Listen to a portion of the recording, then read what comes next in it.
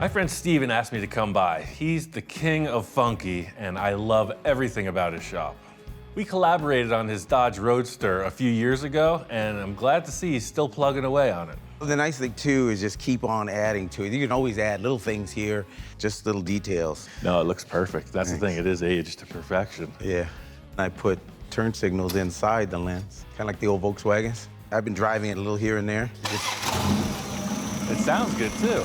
Nice little miss. Yeah, right, to give it the authentic old-fashioned feeling, right?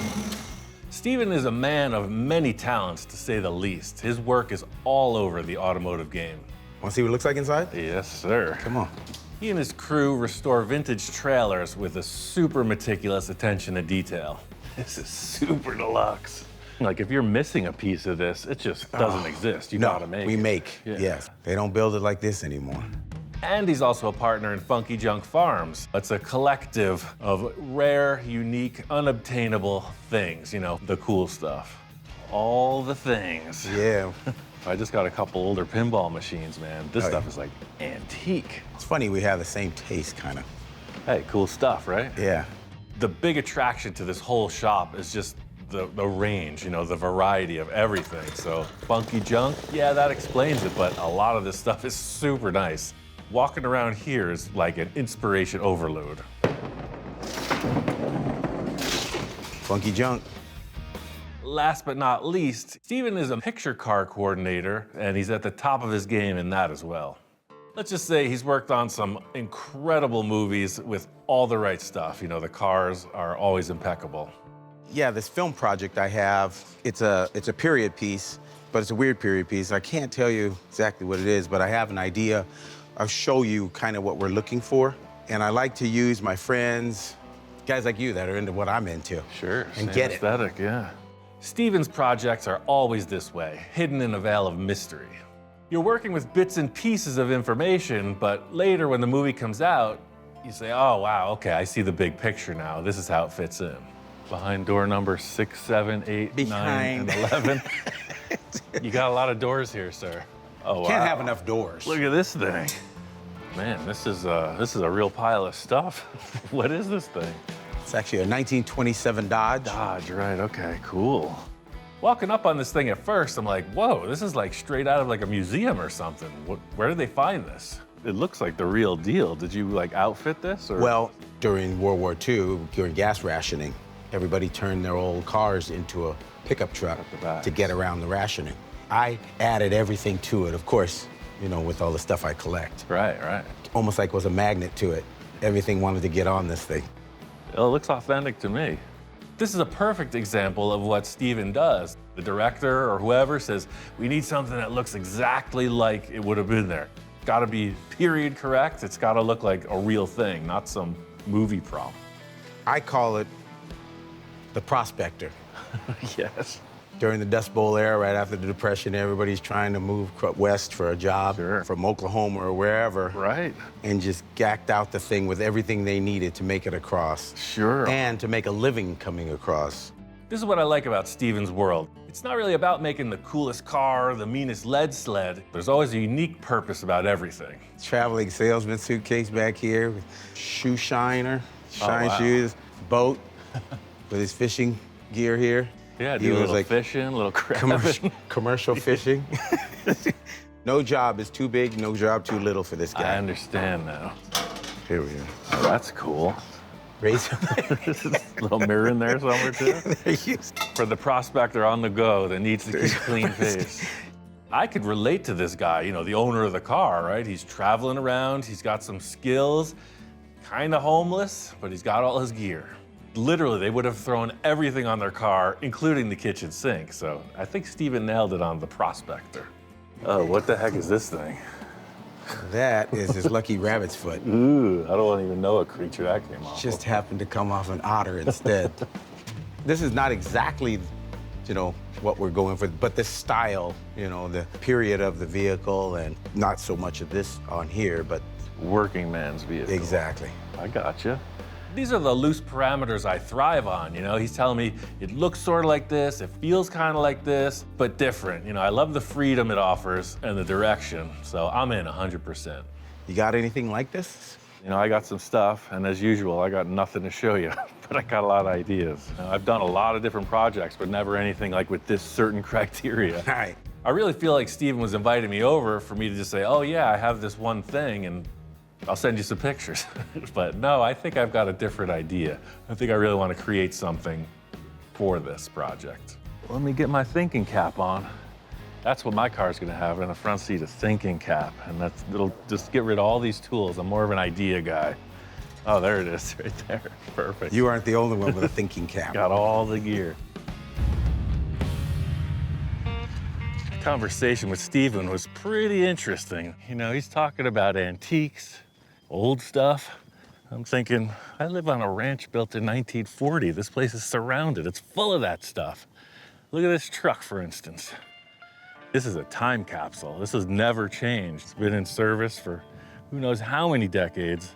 You see, it's got the curved windshield, so that puts it around the mid-50s, I believe. So therein lies the catch. It's definitely too new. The treasure trove does not end here. I got another project that's a truck, and it's much earlier. Might not look like much sitting here, but this is a bona fide Model A Ford. Definitely the right era. This is one of those projects that's been in the queue for years, you know? I got it, I had some ideas, do some work, put it away. It's happened multiple times. I modified it, made the fenders a little wider. Someone had shortened up the bed on it quite a bit. It's kind of an interesting look. It's a real shorty. I just changed my mind about it a lot. That's why the body and bed were sitting in here with the fenders. But this project seems like this might be a pretty good fit for it. One of the challenges with this project and the stagnation of it is it's mixed up of all years and handmade parts. She's a biggin'. Cab is a 28, 29. The bed, I don't know what year it's from. The front fenders are 1931. The rear fenders, I think, are 31, but they're car fenders, so it's been a bit of a challenge to mate all this together. Back in the day, if you're going through the junkyard, this probably could be the same thing you'd run up against. That looks like a depression era truck, for sure.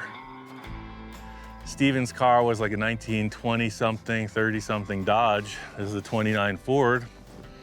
They'd be friends back in the day.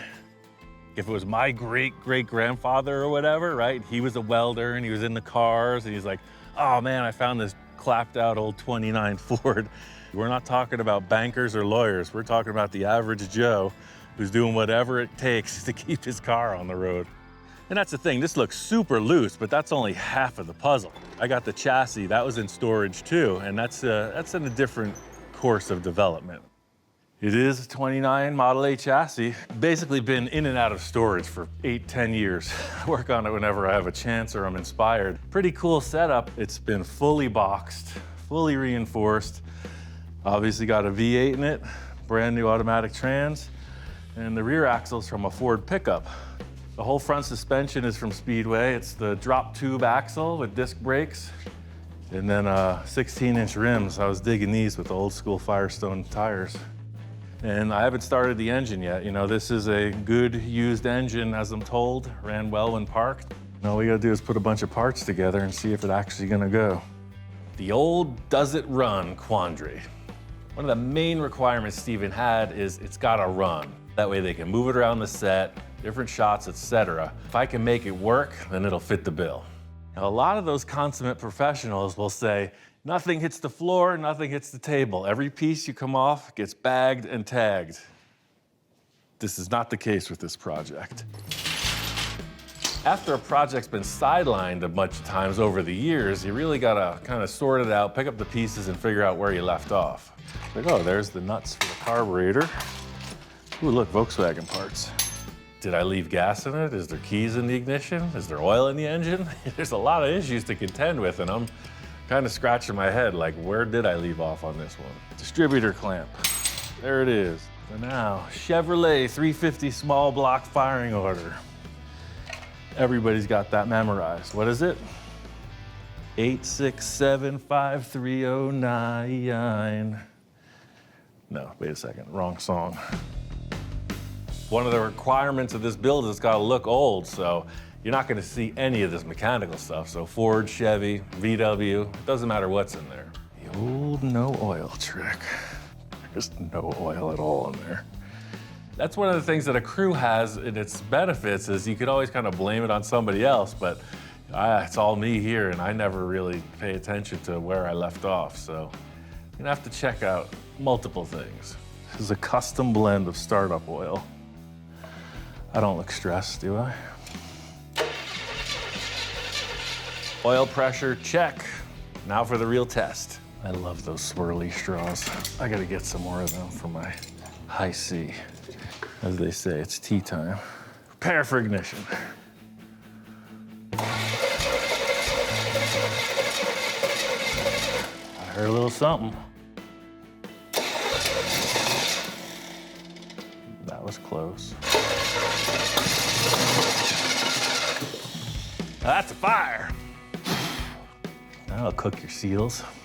What we have here is a failure to communicate. It's a good thing the inspectors aren't here because I could see the alarm bells going off in a big way, but I know that's just a simple backfire.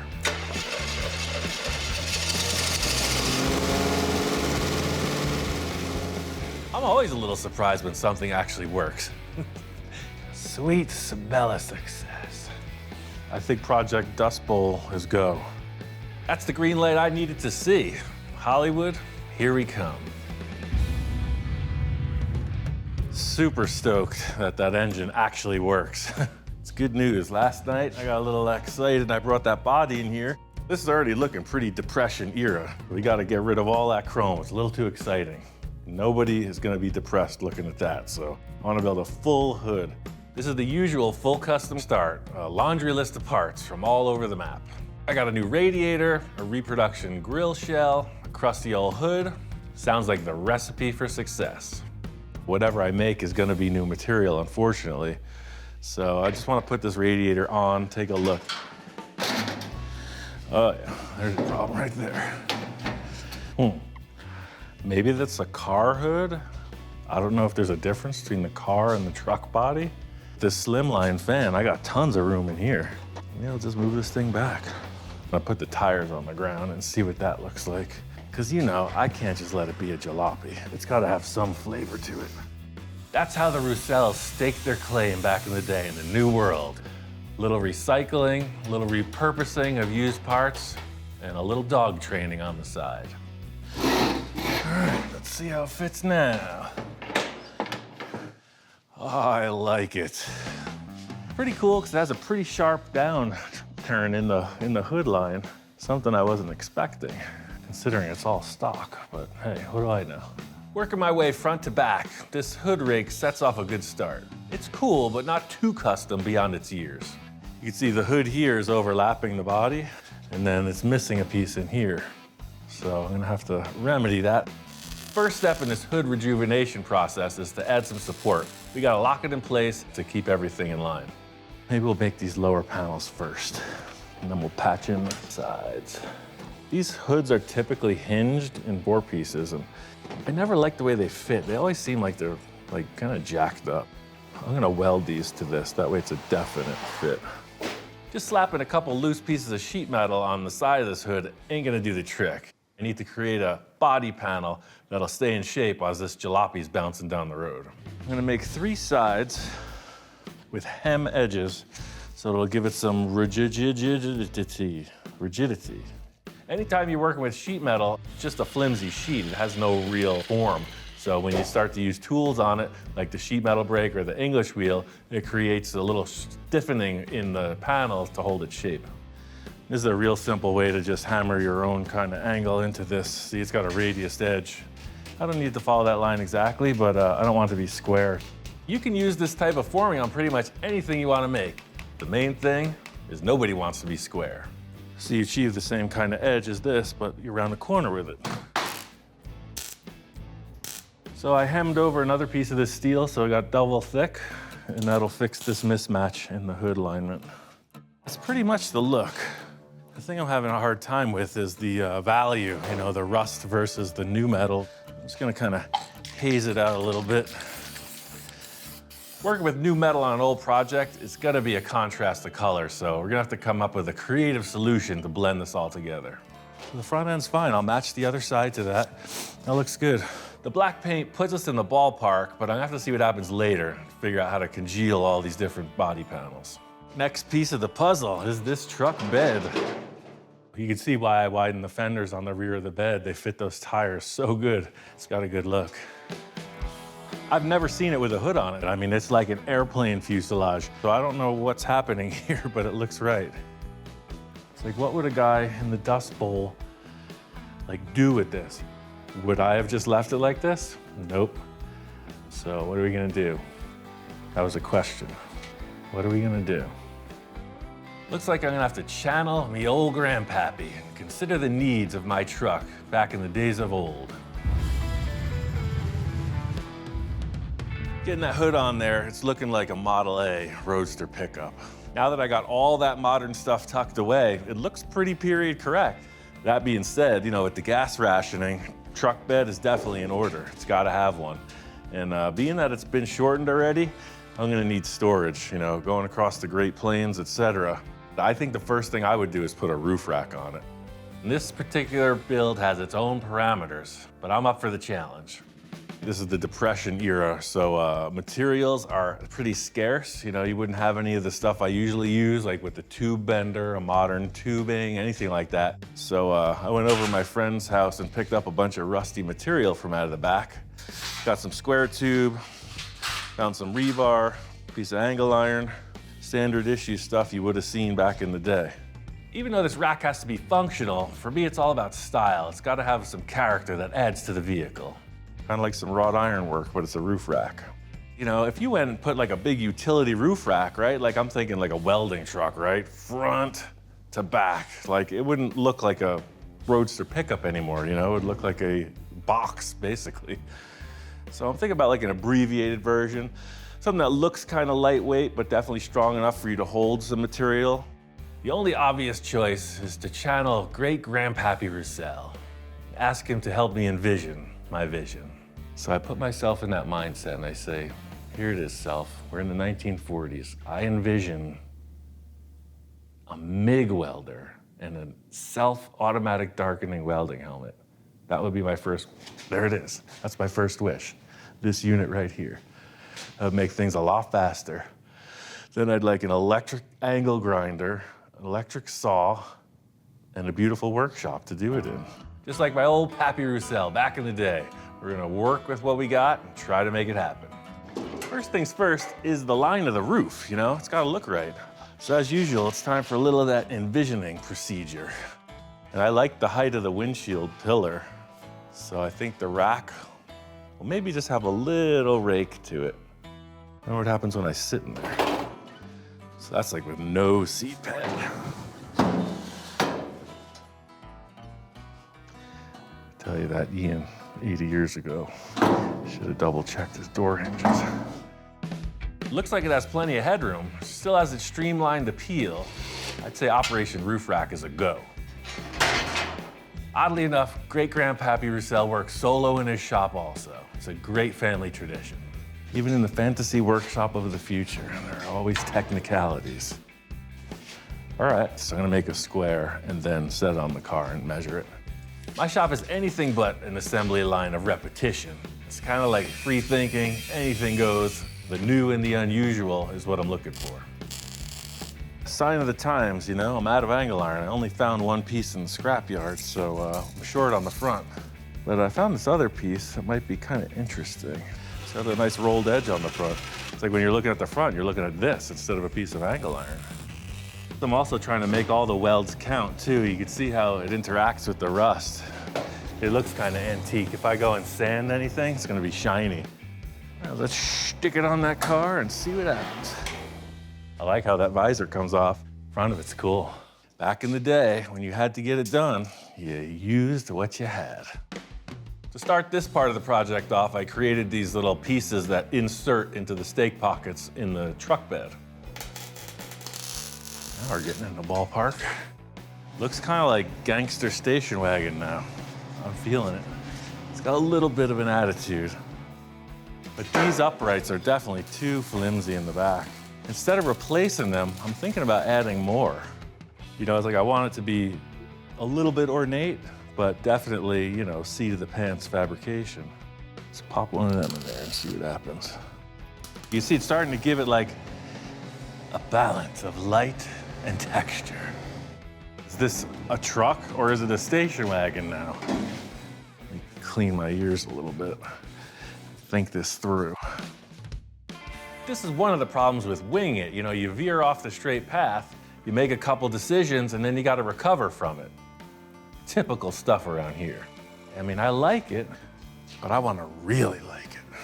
Pappy don't drive no grocery getter. We got to keep the full custom flowing. See where this takes us. There's no sleep for the weary in the Dust Bowl. I had a few ideas about enhancing this roof rack, and I was itching to see how they looked. I got this rack in order, and I felt like it just needed more. Just this, it seemed like, you know, what is it gonna be, like a woody wagon? So I went ahead and added this top element to it, stuck them on to appear as if the pillars were coming through, and then this round rod hoop around the top. I think it finishes it off, you know, it really looks like a material rack and not just kind of some abbreviated shape of a body. What I find best with most of my process is just winging it. Go in with one hard idea and let it develop, you know, kind of organically. It's like, look at it and adjust as necessary. Now it's starting to get a little flavor, you know? Starting to feel a little more like a work truck. So typically, like with a work truck, you know, you got a roof over your head. And, you know, I'm thinking about the sunlight too. I think I want to make some kind of shade canopy over the cab portion of this. You know, it's got to look period correct, right? So it wouldn't be anything fancy. And you could just put a piece of plywood up there, but was plywood really around in the 40s? I don't know. I was like, oh, well, tarp would have been around, like covered wagon kind of material. This looks like it's been laying around the farm a bit. Do a little Honest Ian's custom upholstery on this jobber. You know, this is definitely a first, doing the old covered wagon.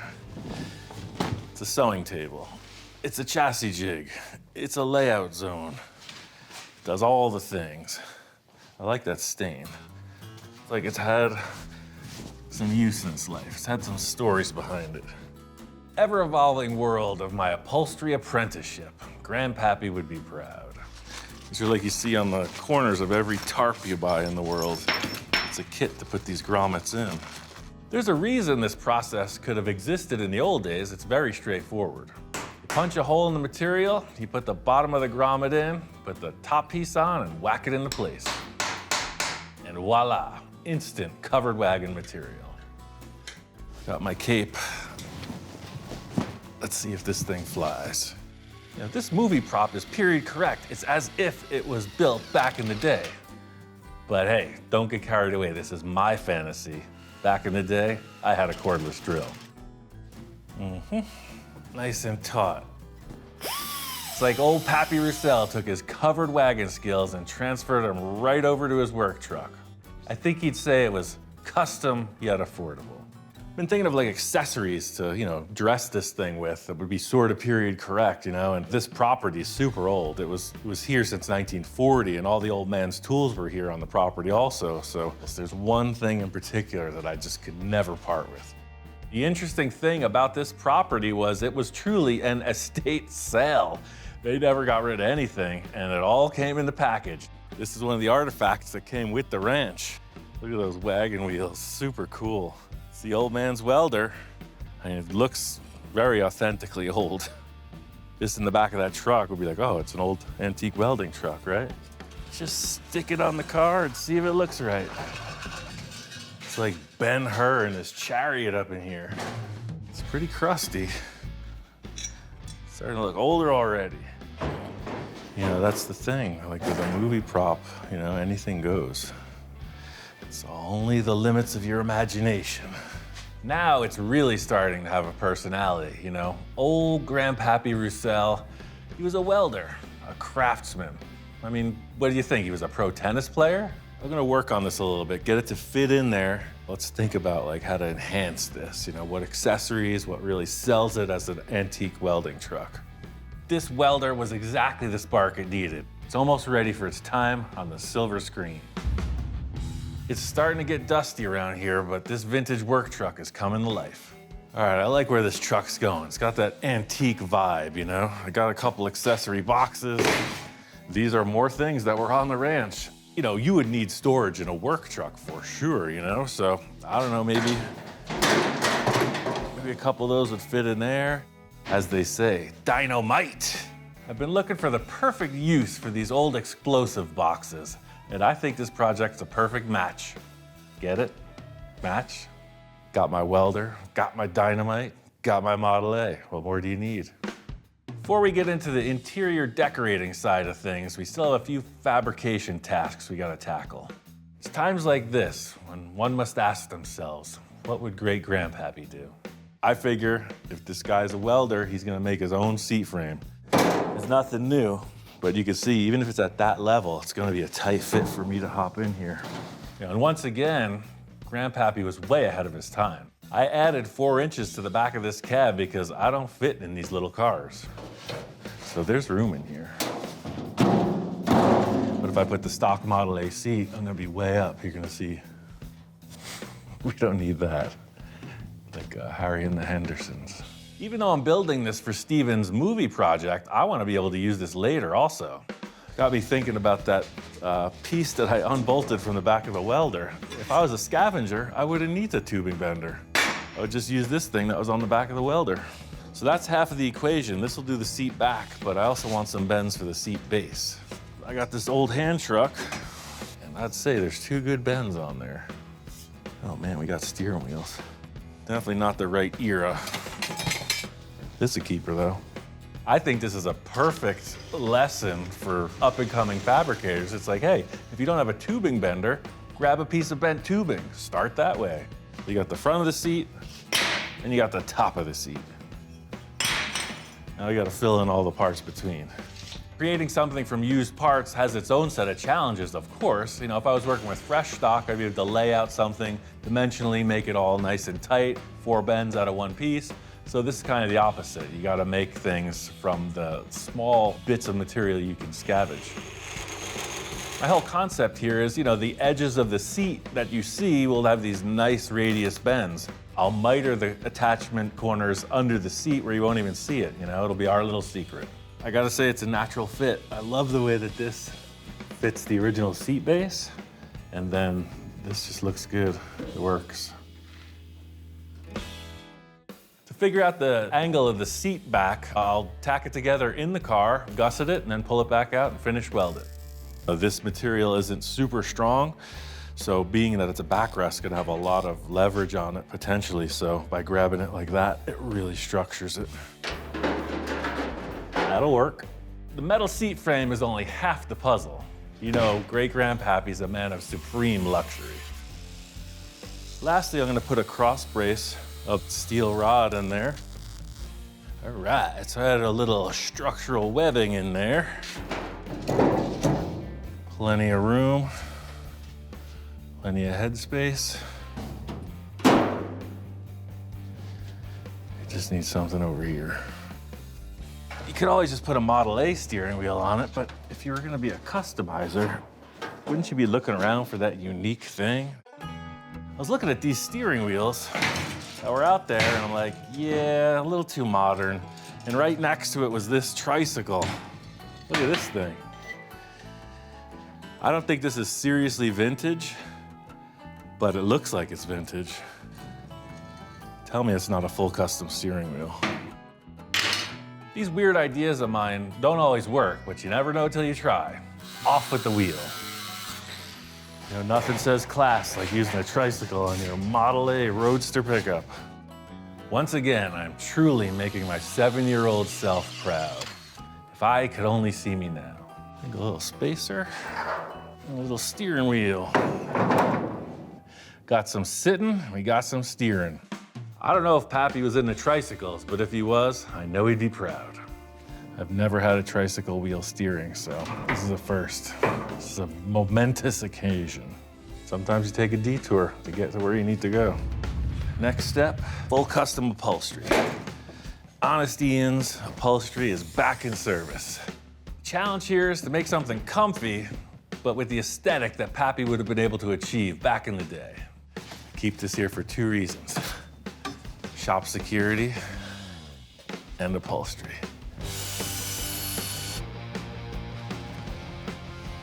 Some of my time spent at the sushi bar. This is a real creative process because it encompasses a lot of stuff. Set design, car building, character creating. I mean, yeah, the truck needs something to sit on, but more importantly, what does it say about Grandpappy and the world he lived in?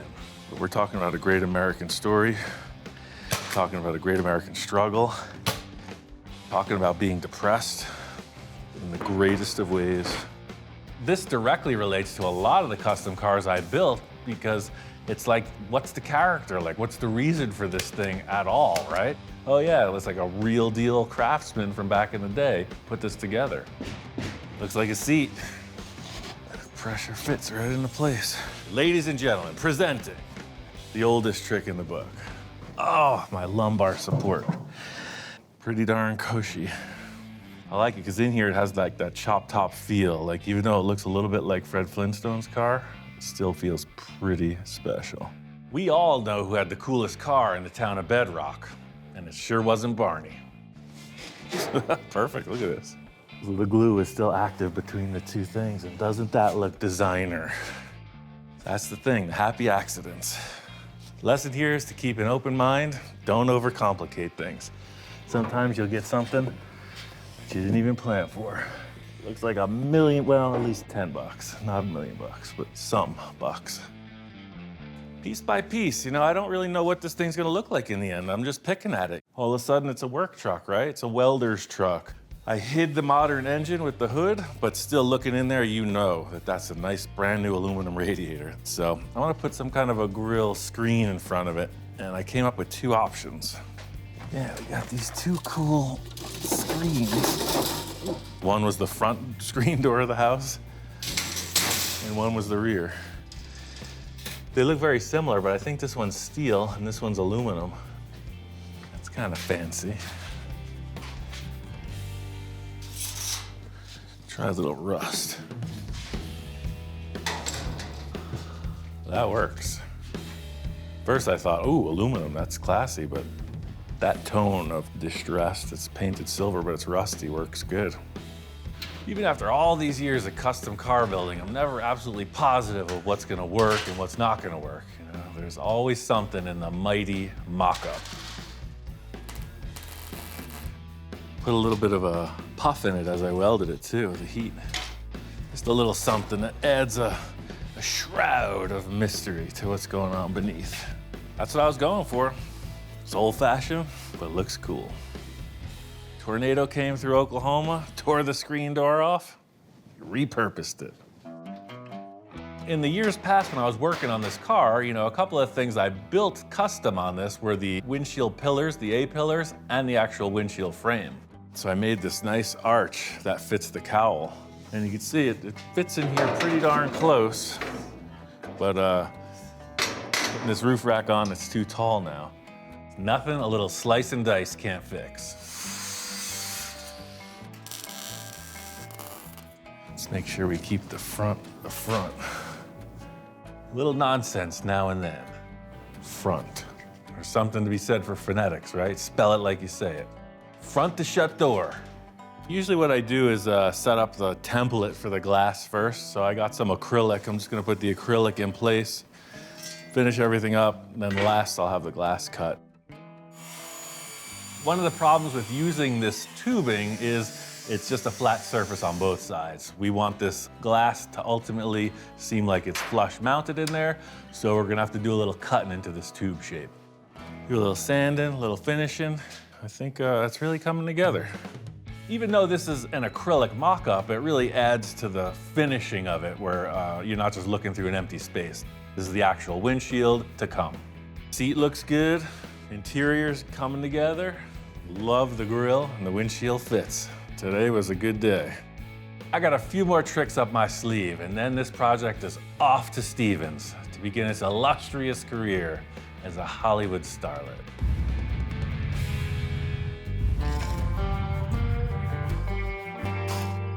I got my fanciest hat on. I'm doing all I can to channel old Grandpappy into this car.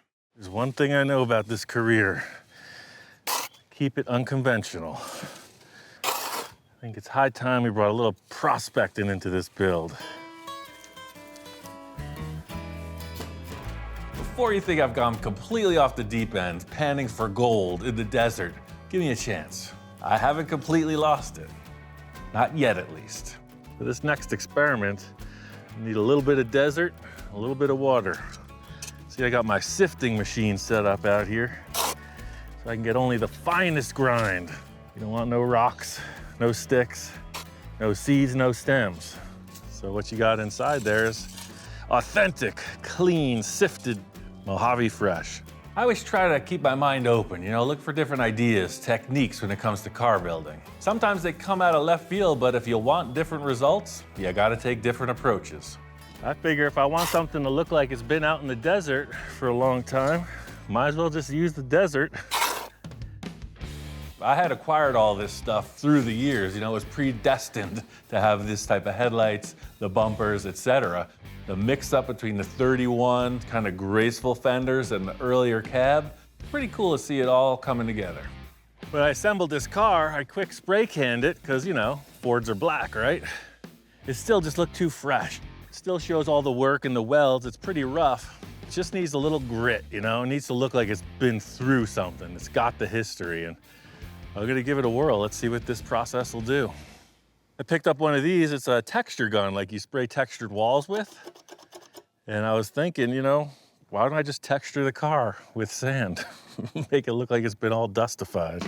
Drywall, dirt, it's all the same in the end, right? I guess we'll see. I've had more harebrained schemes than this, some kind of plastic melting bubble top thing, but this is pretty interesting. Let's see how it pans out. Probably the rarest thing in the desert, the old H2O. And add some air to the equation, and add a little mud to the equation. You might be wondering where I got this super cool scoop. The Volkswagen valve cover, a little bit in every project. I gotta say, some people might do a test piece. Not me. I'm just going for it. I'm thinking that this process is gonna be similar to spraying metal flake, in a paint job. So you have this solid material and you want to broadcast it evenly over the surface. I got to keep mixing it up in there to get it to flow evenly. I don't want any blotches. That's the thing about winging it. You got to pay attention. You got to adapt as the process unfolds. Yeah, look, now it's just about at the right ratio. If only great-grandpappy could see me now, he'd say, son, you done lost your mind. This area of the fender here would have a lot of mud and sand coming off of it. I'm trying to bring that.